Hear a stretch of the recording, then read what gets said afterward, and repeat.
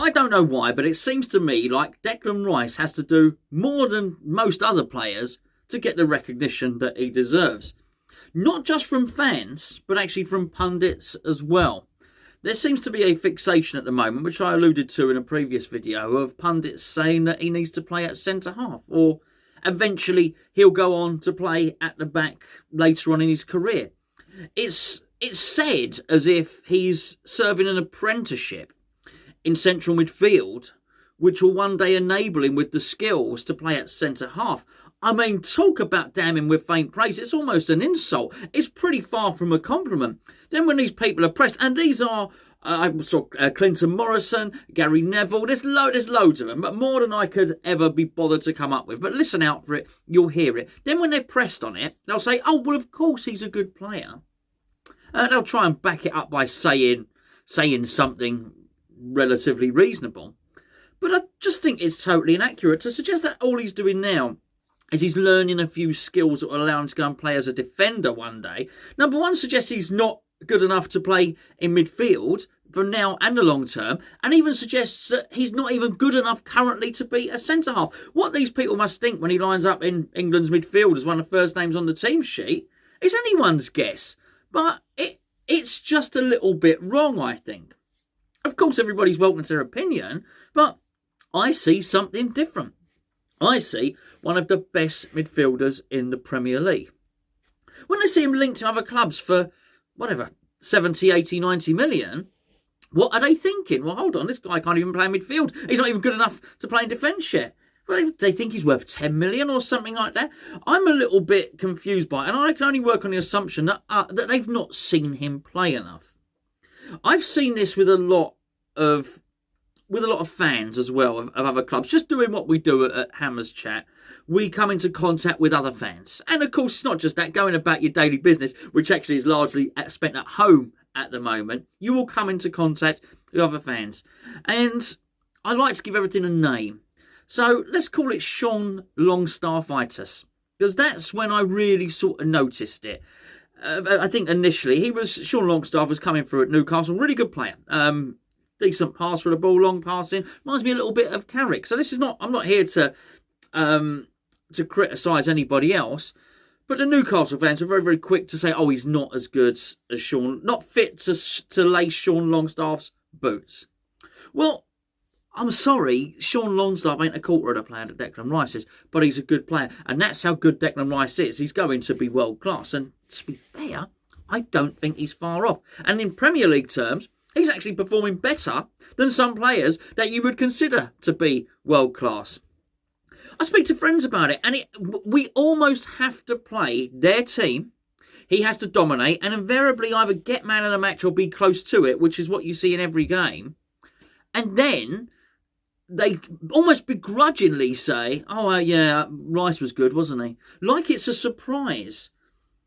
And I guess that's sort of right. I don't have an encyclopedic knowledge of everybody else's midfielders. I don't watch the 90 minutes of every game that everybody else plays. So maybe you don't see all of their players. But for an England international who's starting, for Gareth Southgate in the midfield, you'd think you would know. But Gareth Southgate rests. Declan Rice doesn't play. So when he does his rotations, the other guys that come in, when it's the proper matches, the matches that count, Rice starts. It's as simple as that. So I would expect people to know a little bit more about his game. I'm certainly like that with Phil Foden at Manchester City. I'm excited. As an Englishman, I'm excited to see him come through. So whenever I see him, I sort of watch him and see what he can do. He's fantastic. So I'm surprised that everybody else is surprised, if you see what I mean. But again, it's sort of, it's grudgingly accepted. Yeah, I guess, he's all right. He's better than all right. He's completely and utterly dominant. I don't know what you're looking for in a midfielder, but he will largely win all the headed duels. He wins the tackles. He wins the interceptions. He passes off left or right foot, short passes or long passes. Very often in a game, Declan Rice has done the best pass of the game. 2 absolute worldies in a previous game against Burnley. Oh, that's just against Burnley. Well, I'll tell you what, go and watch the first half against Manchester United. See what you think there. He dribbles with the ball. successfully dribbles with the ball as well. He started taking free kicks. He's got to add goals to his game. I'm telling you now, they're coming. They are coming. I said this to Gio in the review. There's a reason that Declan Rice is taking free kicks. That's because in training, he's banging them in. Actually, go and watch any training ground footage you can. These drills, the free kick drills, the dribbling drills, the shots off left and right foot. Declan Rice is up there. He's one of the best players. When Gary Neville was talking about him, he was talking about him like he was some clunky centre-half. Well, he was talking about Ryan Shawcross. Not Declan Rice, but Declan Rice has got very, very good technique. You'll often see him in a game. He'll be at the touchline. Think about being pressed against the touchline is you can't go that way. You can only really go that way, or that way towards you. He'll often have a couple of players around him. He moves his feet quickly, jinks his way out, and then plays the pass. Doesn't get forced over to one side because he'll only play it with his right. He'll play it with his left if the ball is on his left as well. Also, his interceptions, he's up there with the best players in the Premier League for interceptions, by the way. I've gone and had a look at the stats today. It is only Josh Brownhill, or as Annie McCoy called him in the commentary, Josh Brownhole. It's only Josh Brownhill, believe it or not, that actually has more interceptions than him. But I think we can all agree that Josh Brownhill is not the rounded player that Declan Rice is. The thing about intercepting, as well as Declan does, is he invariably, when you do the interception rather than the tackle, you come away with a ball. Tackle's a bit of a lottery.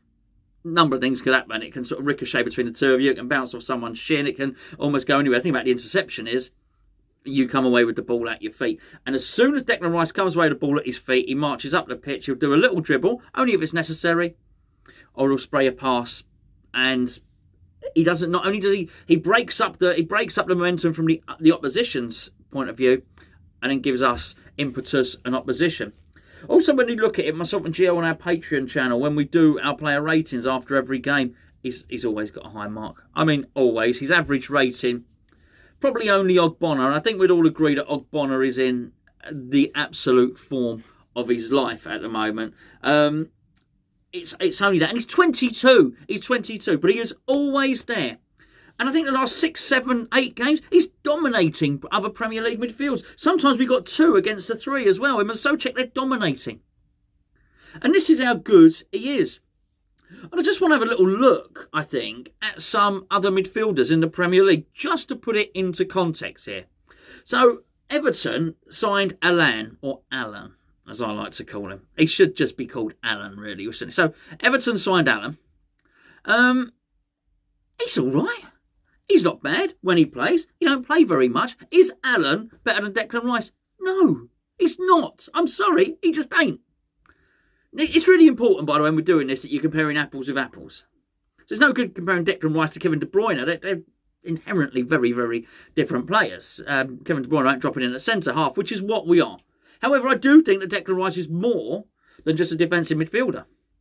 He is often driving down left or the right wing. Yarmolenko wasn't performing a couple of games ago. Declan Rice decided to play at right wing.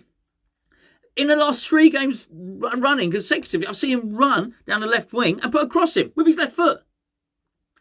Dribbling down there as well. I mean, a hugely, hugely talented player. Kalvin Phillips, a good player. Really good player, Kalvin Phillips. And it's been suggested that he could take Declan Rice's England shirt. No chance. No chance. Sorry, he just ain't as good. I mean, he's a really, really good player. I bet he looks really good in training as well. This is not to criticise any of these other guys. These are good players that I'm comparing him with. But Kalvin Phillips isn't a better player than Declan Rice. No way. Particularly when you add in the leadership and you add in that mentality, the winning mentality. He's a good laugh. He's a good guy. Clearly all his teammates get on with him really well. And he's just captain material. Leadership qualities. And N'Golo Kanté. Look, what a fantastic career this guy's had. And he's 29, actually. He's funny enough, he's younger than I thought. A really, really good player. A fantastic player. But he ain't better than Declan Rice. I'm sorry, and I know some people are going to laugh, and I'm going to get some comments here. He's a one-trick pony. There was a little time, wasn't there, a couple of seasons ago when I can't even remember. They go through them like nobody's business managers, don't they? Maybe it's Conte or someone like that, one of the Chelsea managers. Sort of tried to shoehorn him into a position that wasn't really suited to him. He didn't thrive in that. They played Jorginho at the back or in defensive midfield, something like that. Kanté is a defensive midfielder. That's all he can do. He's not going down the wing like Declan Rice. He's not going to be taking free kicks. He's not doing all these other stuff. He's not dribbling. He's not... No, look, he's a good player. Reminds me of Makelele. Very, very much. A lot of room for that. I mean, let's be fair. That's still a very good player. And he's a World Cup winner. I know, I'm comparing a 22-year-old plays for West Ham with a World Cup winner.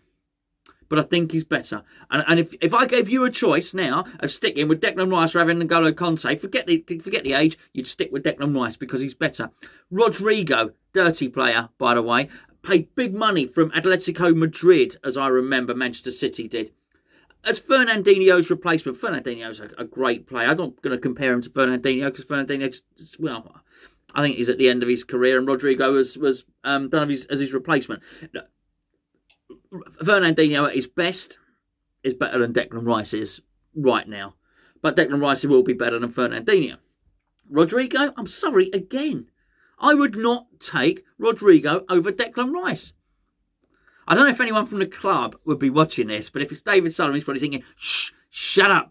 I'm going to have to give him a contract. And we probably should, by the way, whether he signs one or whether he doesn't. I don't know, it's neither here nor there. But that's how good he is. I think he's absolutely brilliant. And somebody else that is going to be a little bit controversial, maybe, which is Jordan Henderson, who again is a really good player. Probably the most rounded player of all the ones I've just mentioned, because you get the impression Jordan Henderson can do a little bit of everything. Got a really good engine as well, and the leadership qualities. Good player.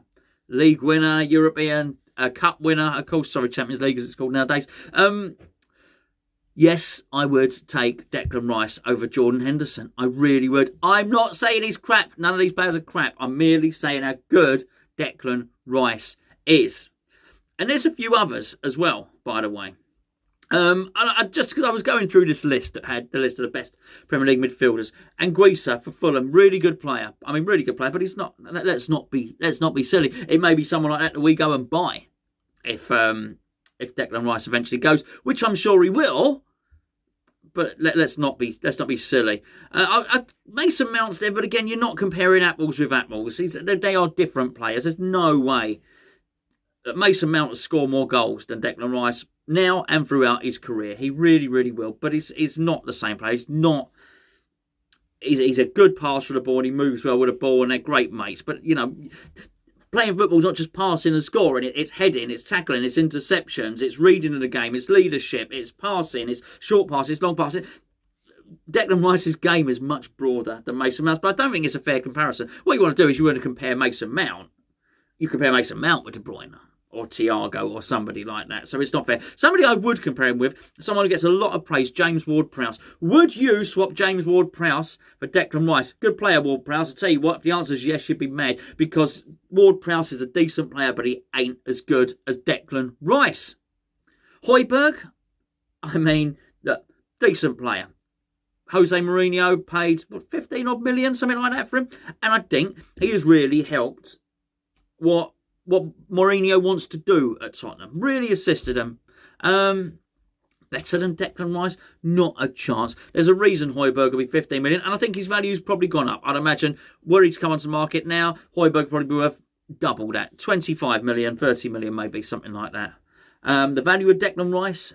No chance. And it goes on and it goes on with John McGinn's and lots and lots of different ones. Ndombele at Tottenham is probably the one that you might compare most to, because he's got a little bit more to his game, hasn't he? But let's be perfectly honest, it's a no. As much as I like him, one of my favourite players for central midfield, actually, but he hasn't got Rice's engine, let's be perfectly honest. He's not got his rounded game either, and he's not dominant. You don't feel Ndombele dominates his opponents, not just with his ability, but with his personality as well.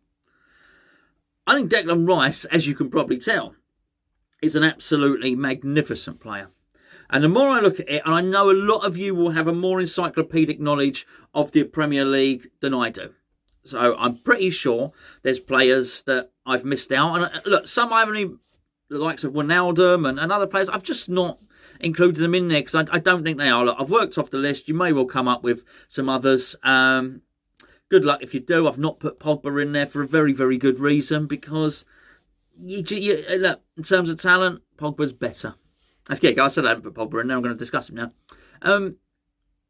Pogba's better in terms of talent. In terms of consistency, what's the point? What's the point in having that talent if you're going to turn it on for a couple of months of the season, then turn it off, and then turn it on for another month of the season? Oh, and then when you get to international football, you'll turn it on again. That's not a footballer. As I was discussing in the chat in yesterday's video with somebody, he's deciding when to turn it on. He thinks he's doing Manchester United a favour. Declan Rice doesn't think he's doing West Ham a favour. Declan Rice is probably going to leave West Ham.